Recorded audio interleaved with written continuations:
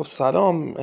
کتاب بعدی، کتابی که میخوام خیلی خلاصه و چکیده کلیاتش و نکات اصلیش رو بگم، کتاب اینک روشنگری یا اکنون روشنگری از استیو پینکره که یه عنوان فرعی هم داره، پرونده‌ای در مورد عقل، علم، اومانیسم و پیشرفت، که اصل حرفش اینه که از دوران روشنگری که یک سری آرمان‌هایی داشت که میگیم اون آرمان‌های روشنگری هستن، اینها باعث شدن که ما امروز در شرایطی قرار بگیریم که به طرز خیلی خیلی خیلی شگفت‌آوری پیشرفت کردیم، اما عمدتاً این پیشرفت رو متوجهش نیستیم، یا اگه میدونیم که پیشرفت کردیم نمیدونیم این حدش چقدر بوده و ریشش در روشنگری بوده، اون آرمان‌های روشنگری. پینکر میاد میگه که ما یه سری پیشرفت‌هایی داریم که خیلی زیاد، موارد زیادی رو میگه از میزان امید به زندگی، سلامت، ثروت، امنیت، دانش، آزادی، خشونت، کلی گسترش دموکراسی، حقوق بشر. یعنی میخواد تو همه این زمینه‌ها که آرمان‌های روشنگری برای تحقق اینا بود، ما پیشرفت چشمگیر داشتیم و اینا رو با عدد و رقم میشه نشون داد. میگه اینا قابل سنجشن تو کتاب، این پیشرفت‌ها. اینجوری نیستش که هر کی مثلا بگیم که نه پیشرفت نداشتیم یا داشتیم. و چند نمونه‌هاشو میگه که من مثلا یکی دو سه تا نمونهشو بخوام بگم. یکیش اینه که مثلا امید به زندگی در جهان میانگینش 29 سال بوده تو 1770، اما تو 2015 این 29 سال رسیده به 71 سال. فقر شدید تو 1800 90% جمعیت جهان در فقر شدید بودن با معیار امروز اون فقر شدید رسیده به کمتر از 10%. مرگ و میر کودکان از 43% در 1800 رسیده به 4%. از 43% رسیده به 4% از 1800 تا 2015. نمونه های اینجوری متعدد میاره که نشون میده که ما پیشرفت کردیم و بشر پیشرفت کرده در مقایسه با گذشته خودش، مخصوصا با پیشا روشنگری، و اینا رو همه رو حاصل دستاورد آرمان‌های روشنگری میدونه. و نکته بعدی که میگه اینه که اینا محدود به کشورهای توسعه یافته نیست. حتی تو فقیرترین و محرومترین مناطق هم مردم نسبت به اجداد خودشون وضعیت بهتری دارن. دقت داشته هر چی که میگم همه کتابا البته همینجوریه که وقتی من دارم تقریرشون میکنم، این که حالا نقد داره نداره اصلا وارد این بخشش نمیشه. حرف پینکره که نسبت به اجدادشون تو هر جایی، حتی فقیرترین جاها هم مرفه ترن امروز نسبت به اجداد خودشون، سالم ترن و عمر طولانی تری دارن. و نکته بعدیش اینه که این پیشرفتی که ما داریم تجربه میکنیم، یعنی بشر نه فقط پیشرفت کرده بشر، بلکه سرعت پیشرفت هم داره هی پیشرفت میکنه. باز پیشرفت های بعدی هم دائم داریم هم پیشرفت کنیم، هم سرعت پیشرفت تر میشه.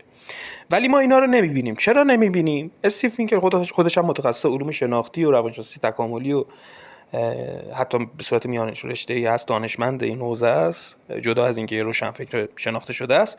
میگه این سوگیری‌های شناختی ما و بمباران اطلاعاتی رسانه‌هایی که کارشون نورتاباندن به این پیشرفت‌ها که نیست، به خوبی‌ها نیست. رسانه کارش اینه که مثلا به نمیدونم بلایای بزرگ و نمیدونم کشت و کشتار و جنگ و این چیزا میپردازه. و این بمباران اطلاعات هم امروز خیلی بیشتر از گذشته است. اینه که ما بیشتر میدونیم توسط رسانه، و چیزهایی که توسط رسانه میدونیم سوگیری به اون قسمت منفی جهان داره. به خاطر همین تصور ما خوب درک نمی کنیم. مثلا اگه بگن که یه سری آدم امروز خیلی در صلح و آرامش مثلا زندگی کردن، رفتن اومدن، اینو که رسانه نمیگه. رسانه میاد مثلا ترور میگه، بمبگذاری میگه، یه زمانی داعش بوده، اینجور چیزا.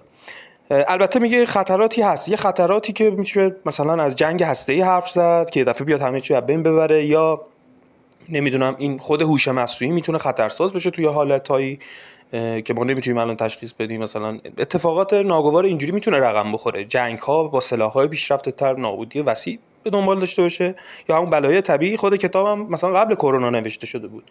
خب مثلا یه چیزی مثلا اون بلایای طبیعی، یه چیزی مثلا کرونا رو در نظر بگیریم، چیزی که حالا بیشتر هم میشه طبیعی گفت، هم این که نکته ای که از یه سری مخاطرات دیگه هم حرف میزنه که خیلی مهمه و استیو پینکر روش تاکید داره، اینه که یه سری خطراتی وجود داره و اون جنبش‌های ضد روشنگری هستن و اینا رو تو 3 دسته تقسیم میکنه. یه سری بنیادگرایی مذهبیه، یه سری پوپولیسم اقتدارگرا و یه دسته هم نسبیگرایی پست مدرنه. این 3 جنبش رو که حالا خودشون تنوع دارن در درون خودشون، تقسیم بندی میشه کرد، اما به طور کلی این 3 دسته رو، یعنی بنیادگرایی، پوپولیسم و نسبیگرایی رو در دوران پست مدرن، اینا رو تهدیدهای اساسی آرمان‌های روشنگری میدونه و اینا رو جریان‌های ضد روشنگری میدونه که میتونن ما رو به انحراف ببرن از این مسیری که مسیر رو به پیش رفته.